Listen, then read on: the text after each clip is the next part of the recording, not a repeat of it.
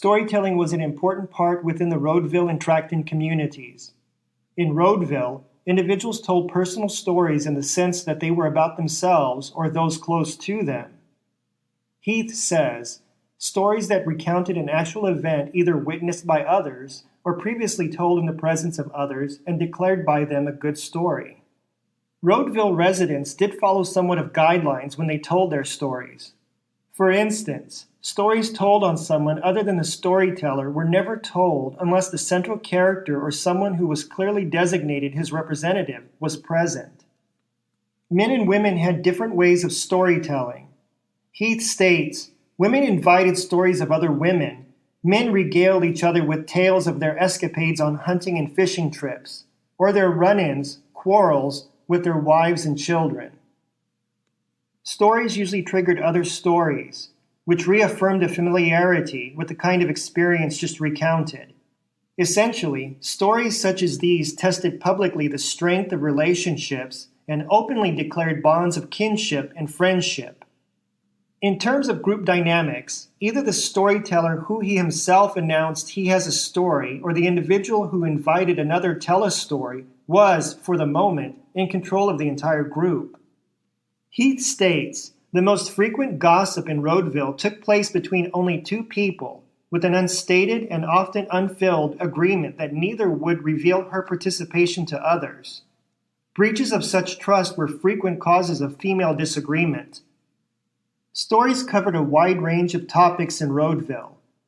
Stories could have contained a moral or summary message, which highlighted the weakness admitted in the tales. Similar to testimonials, stories such as these included citing scripture. Parable-like stories, particularly those told repeatedly or handed down in families over generations, were the most preferred ones, since the retelling of the entire story was often not necessary. Other than referencing the Bible for their stories, Rhodeville residents rarely used other kinds of written sources. Rhodeville women bought family and home magazines, as well as true story magazines and publications, which featured personal stories of movie and television personalities, but they did not usually read these publicly. The stories that were given to children in Sunday school and in Vatican Bible School were printed materials prepared by the National Association of their church's particular denomination and contained stories from the Bible. Heath confides, children in Rhodeville were not allowed to tell stories unless an adult announced that something which happened to a child made a good story and invited retelling. Rhodeville children were encouraged to tell stories along the model of adult stories. Prior to them entering nursery school, Rhodeville children had relatively little exposure to extended prose, fictive, or fanciful stories, either told or read to them. However, once children entered nursery school, they had access to a wide variety of books about fanciful characters doing preposterous deeds, and the children themselves were often asked to tell stories. Rhodeville children engaged in make-believe, which was considered part of play by adults and involved telling fictive stories, exaggerating real-life events, drawing in TV characters or events, and creating their own combinations of events, objects, causes, and effects. Essentially, children told stories to each other or they monologued their creations. Heath says, Rhodeville children carried their parents' requirements for using language, reported exactly how something was said, maintained a single consistent label for items and events, and rendered stories in absolute chronological order with direct discourse. The attention to details for what was said and what took place was further reinforced in many of the community's church-related practices and on other occasions when adults told stories on themselves or each other. Tracton residents considered good storytellers to be ones that based their stories on an actual event, but they creatively fictionalized the details surrounding the real event, and the outcome of the story might not even resemble what indeed happened. Talking junk usually was part of good storytelling in Tracton, which included laying on highly exaggerated compliments and making wildly exaggerated comparisons, as well as telling narratives.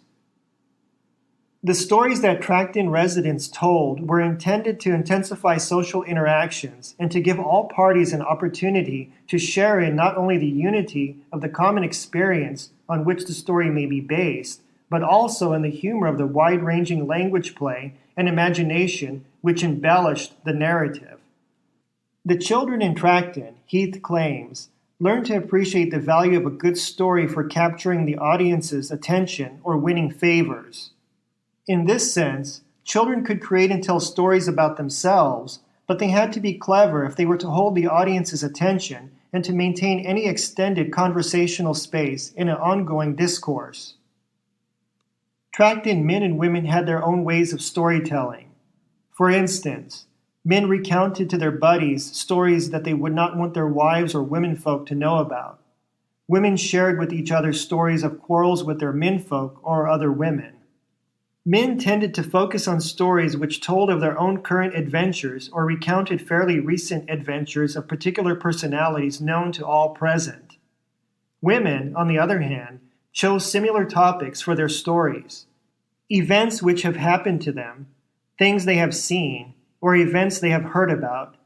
When telling their story, women were encouraged to tell it in their own particular style. Children's stories in Tracton were usually about rivalry over objects or people, but their primary messages were of accomplishments, victories over adversity, or cleverness in the face of a mutually recognized enemy.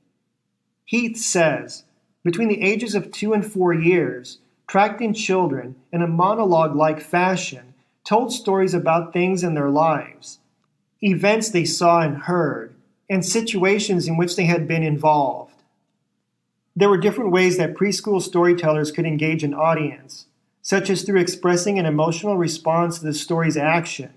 They may have another character or narrator in the story do so, often using alliterative language play, or they may have detailed actions and results through direct discourse or sound effects and gestures. In this sense, children's story poems were performed with verbal elaboration and exaggeration of detail plus nonverbal embellishments in order to win over an audience. Tracton children attempted to emulate patterns similar to adults' narratives, with additional aspects such as insults, with some older children employing elaborate word games, rhyming in the form of clever language play, and skillful manipulation of content to score the highest response from the audience. Insults played an important role in how younger Tracton girls and boys interacted with one another.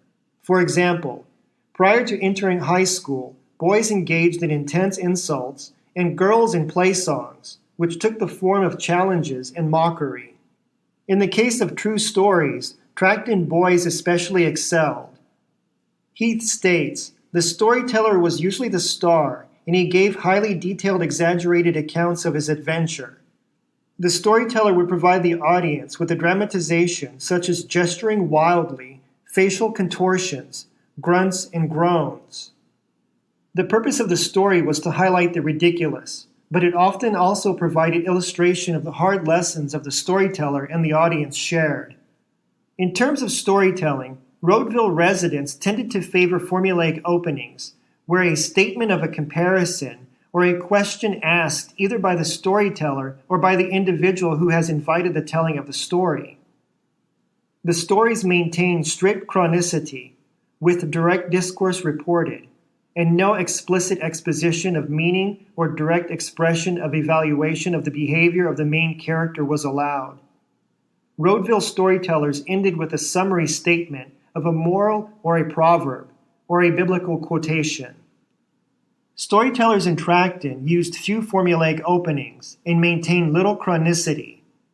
They moved from event to event with numerous interspersions of evaluation of the behaviors of story characters and reiterations of the point of the story. Storytellers would sometimes end their stories with a reassertion of the strengths of the main character, which could lead to the opening to yet another tale of adventure. In Tracton, only the true story was meant to entertain and establish the storyteller's intimate knowledge of truths about life larger than the factual details of real events. Other kinds of stories in Tracton, which were not called stories, included the retold story, These stories contain vivid details brought to life with exaggerated gestures. The formulaic story, which were stories based on Bible stories and commonly used by adults as a way of social control, and the straightforward report or factual story. This type of storytelling was usually learned as a lesson about a historical person or event in school by children.